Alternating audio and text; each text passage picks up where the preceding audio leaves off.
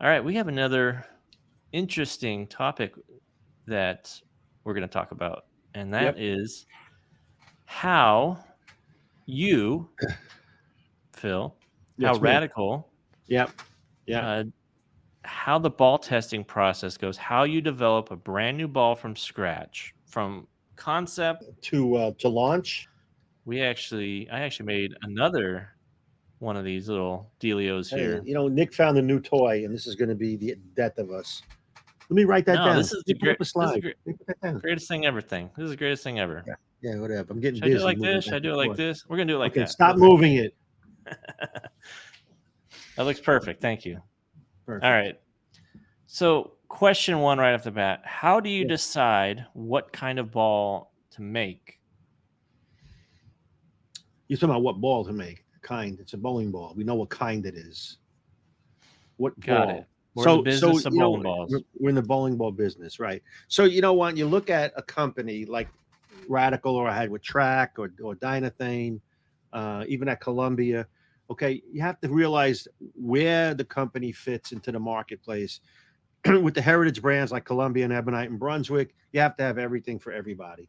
But with the brands like Track, when I had it, or Dynathane or Radical, I look at it as a bowler and saying, if I were going to stick with this one company, uh, what do they have to have in order for me as a bowler to stick with one company and be loyal to that one brand? And I have to look at across the board. So what we look at when we make a bowling ball is what ball would fit in each category, um, performance wise. And I'm not going to say low end and high end, because that's not, balls don't do that. Balls perform at a certain um, place in the industry. So we try to look at a low intermediate diff ball, or something that's good for drier lanes, just to categorize it. Something that's good for medium lanes, something that's good for tighter lanes. And then we look at the type of players we want to cater to. And our goal is to cater to the league bowlers, because those are the guys that actually buy bowling balls. The people you see walking around with shirts on and logos on have gotten on staff. They ain't buying anything. It's all free to them. So the guy I have to cater to is the person that goes out and buys bowling balls. So the one thing I do is I look at what are my categories, and what am I missing, and how can I improve in it? And that's usually the starting point. And sometimes you're looking to replace a certain ball on the line. Absolutely. Absolutely. And again, it's in that category. Yeah. So, You know, like for yeah, instance, you're replacing an Intel. Well, what can I make that's close to an Intel? correct. Without actually making that intel, Right. for some, and a lot of times there's other reasons we don't make the same ball over and over and over again. Some companies do that and they call it something else. I got no problem with it. That's your philosophy, and that's fine. But in our case, we look for improving on, um, and getting feedback from the customers about the ball. That ball was really good, but I couldn't use it on a certain condition. So maybe I can expand the motion of that ball when it's more usable. Mm-hmm. So Okay. Next question. this is brutal. The name that sounds great on Monday actually sucks on Tuesday. Happens a lot. If it You didn't know, already get rejected by legal on a Wednesday, on a Wednesday, legal says no. It's just or it it's, gets approved on a Tuesday and then yeah, rejected by legal on a Wednesday, yeah, back to the exactly. drawing board. Yeah, and then you have to go back and start looking up. Was it a ball 40 years ago with that name, or 20 years ago with that name? So names are really tough. We like to have names that can have extensions. Like the Katana line. The original one had the Katana. It had the Katana Slash, the Katana Dragon, the Master, whatever. Do we have a Katana Dragon? I just made that up. We did. Yeah, that's old. Yeah. And Yep. now we got the Katana Katana Assault, Slash, Katana Dragon, yeah, Katana Katana Legend. Legend, right?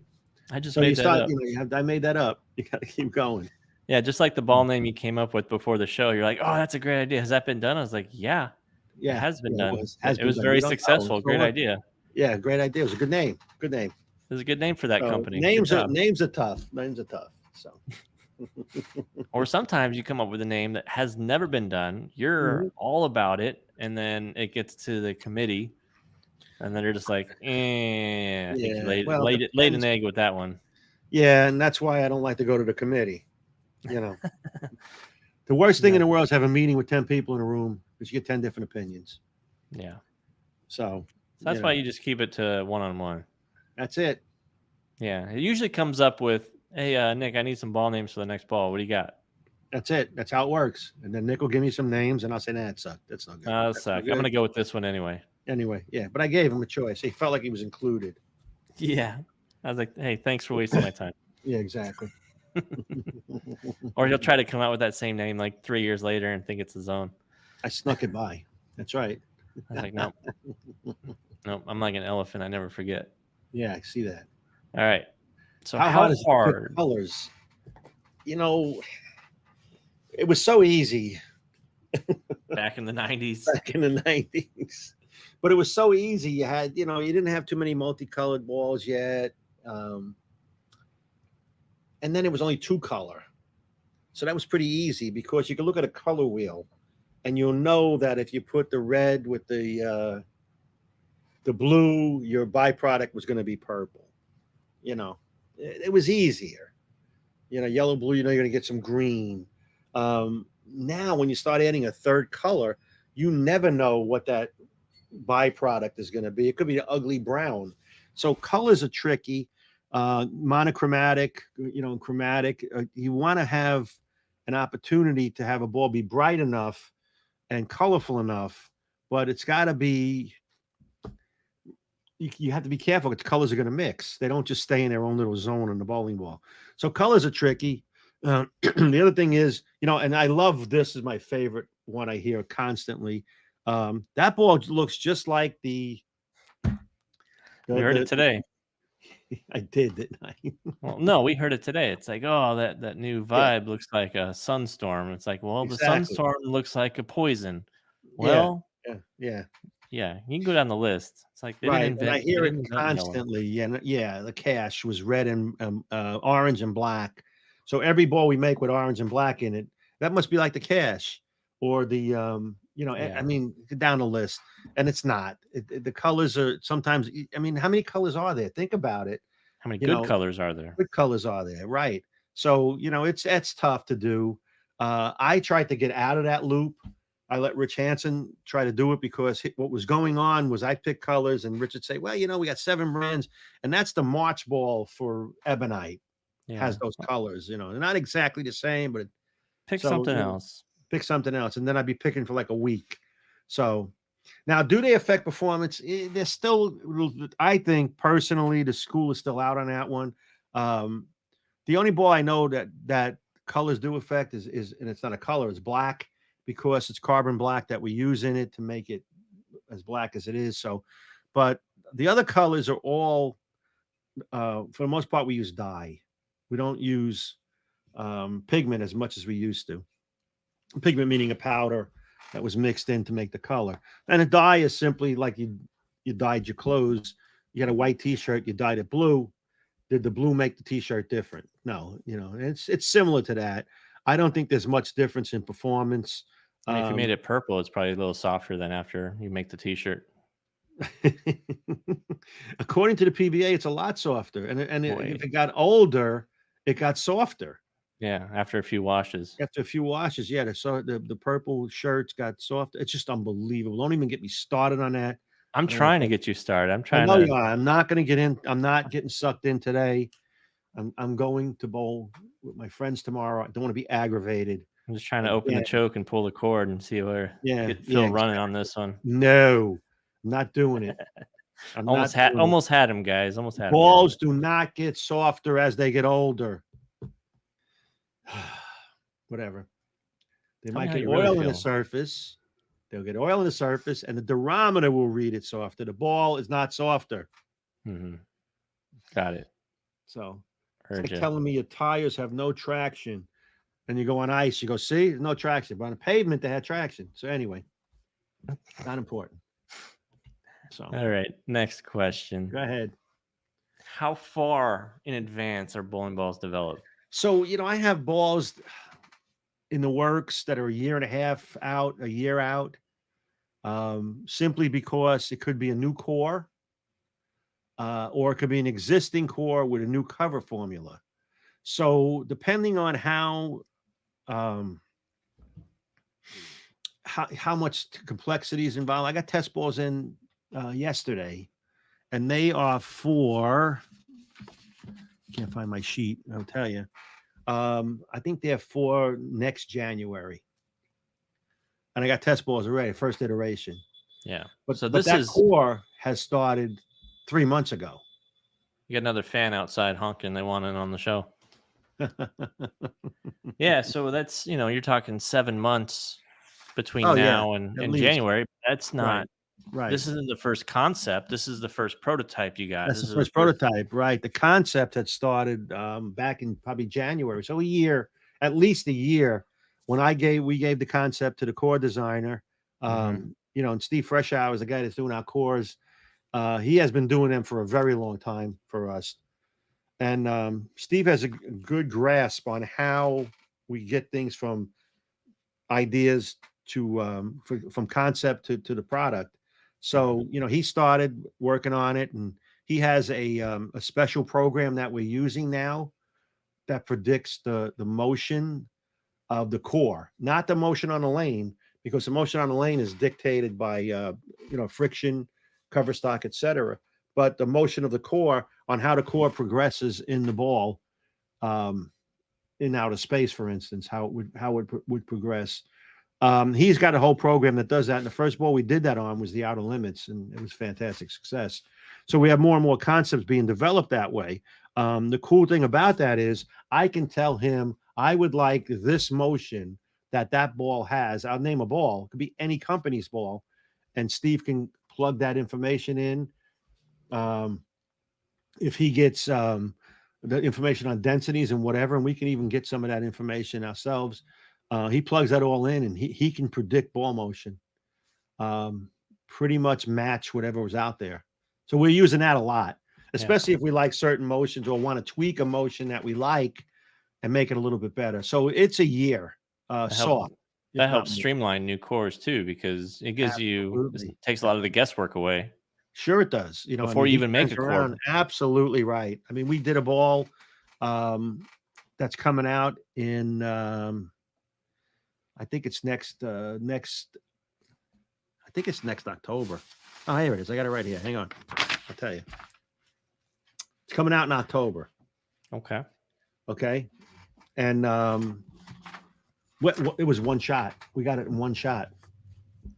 The core matched perfectly.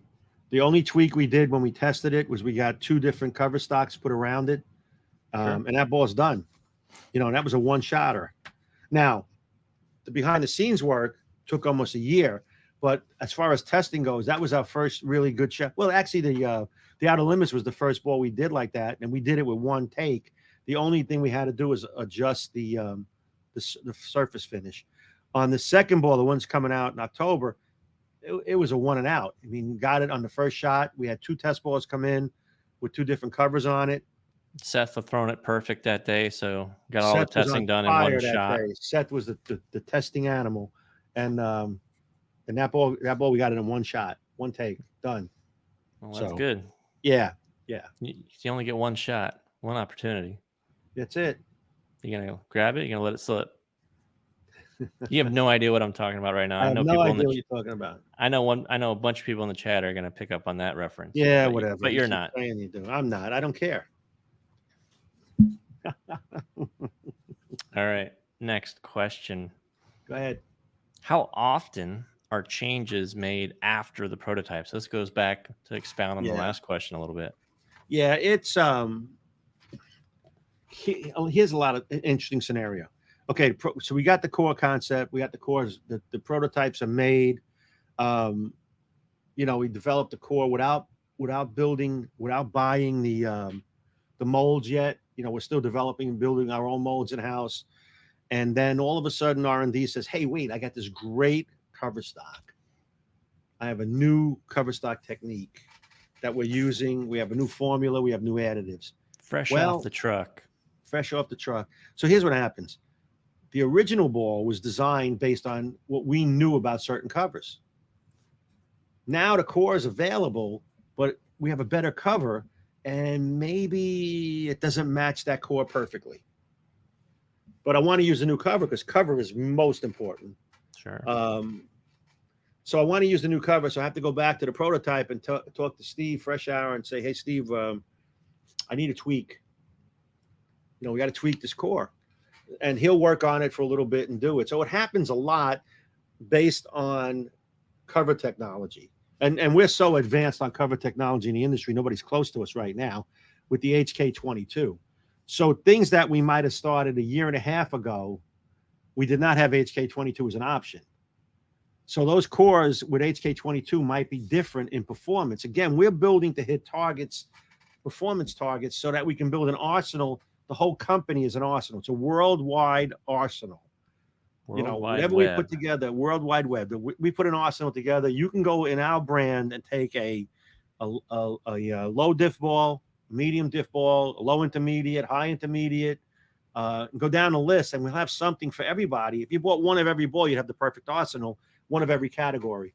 So when I take a ball that I want to stick in a certain category and the covers options have changed, I got to go back and fix that core. So we might have to make a change to the core, the prototype, in order to use the new technology of the covers.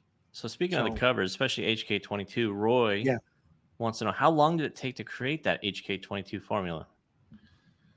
I think there were 15 or 16 iterations. Now, along the line, we use them. You know, bear in mind, we did use them. For instance, the Innovator was the one right before HK22. Okay. The Sneak Attack Solid is an iteration. Okay. It's what we had in the works. The base is a little bit different. So we made some changes. So all of those are iterations that are really good. They're just not the end HK22, which we built to be projection, polished, projected balls that flip hard down lane. The industry had been abandoned somewhat of that performance when USB-C got involved with some of the companies that had hardness issues and so on. There was some changes in their production, and those shiny flippy balls weren't around. We were looking for it forever. Now we got it, and we're the ones that have the lead right now when it comes to that type of performance. So there are so many iterations that got from point A to point B to where we are today. Okay. So it's a lot. So on the flip side of all this, how often are bowling balls tested and then just flat out scrapped? It happens a lot. It happens because, I've been doing this for a long time, and I watch Seth throw them or Jeff throw them, and I can tell you right away that ball is not going to be good. And most times it's because they may roll forward. The core is too strong for the cover. And I don't need a ball with that strong a cover with that strong a core with a weaker cover, because I have that slot filled, or it's doing very well for us, and we got some good product in that line. So we scrap that a lot. A lot of times we'll get 2 or 3 different cores sent to us because I might be targeting a certain. We don't do it as much now as we did in the past, but I might be targeting a number. I want something with a 2.48, 051, 020 numbers, and I'll get a core for that design because I'm trying to build it into a target. And then those balls sometimes they just don't roll good after drilling.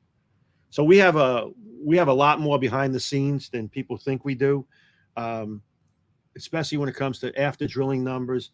You have a great looking core, and then you put holes in it, and the numbers are like ridiculous. You have to model that. Yeah, sure. You have to do all that. Absolutely. I mean, we had a ball one time that the intermediate diff blew up so bad that the ball rolled forward instantly.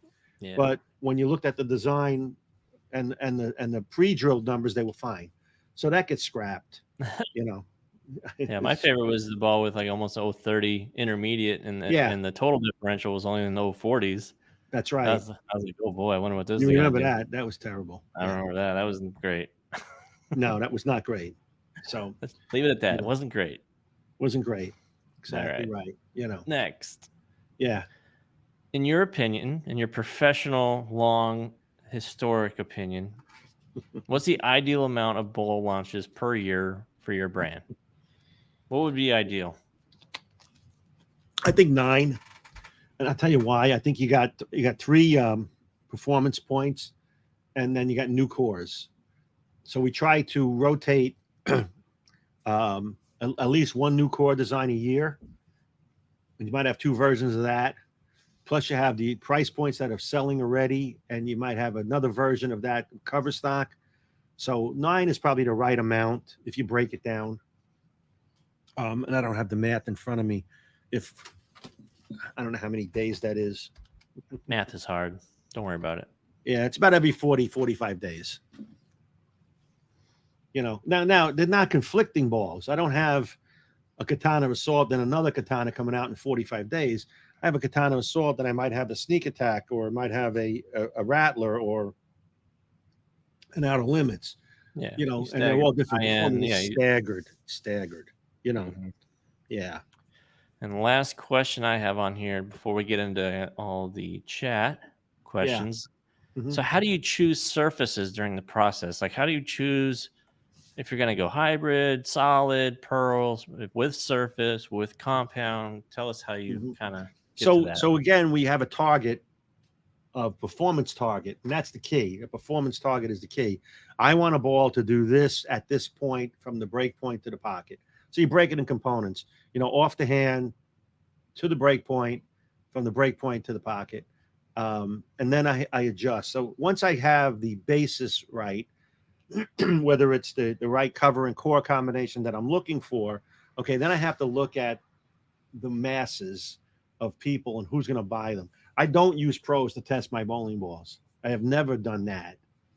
When I was at Thanks. Columbia, we did it, and I got out of that right away, you know, because that pro is looking for a ball that's going to make money for him. He's not thinking of how many I'm going to sell. He's thinking of how he's going to win the US Open. And I'm looking at the guy that buys bowling balls, my customer, who pays good money for that ball. He needs to have a ball that he can use, and I let the pros figure out, if they're pros, how to bowl with it. That's not my problem. My problem is the customer. You know, the guy. I think that was a little evil little diss on Seth. You're just basically telling him he's never going to be a pro. That's why he's such a good tester. You hear that, Seth? You know what? That if that's all Seth ever gets from me for a year, it's a bonus. Because there's no one that I abuse more than Seth. I just have so much fun with him. I love Seth to death. You hear And he that, Seth? knows He's that. going to make you a bonus special and give it to you. That's it. So Nice. so we don't use the pros for that reason. You know, I want a guy that's going to tell me that the ball is good. You know, Seth has balls he really likes. He was Lord of the Zings. He was Set Squatch. Sasquatch. Set Squatch. So, but Seth is honest. You know, he likes the way the ball rolls, or he doesn't like it. He can use it on a certain pattern. You know, I always look at the average guy has to throw that ball because he's the one buying it. You know, so we try to build balls for the average league guy to take advantage of it and improve his experience.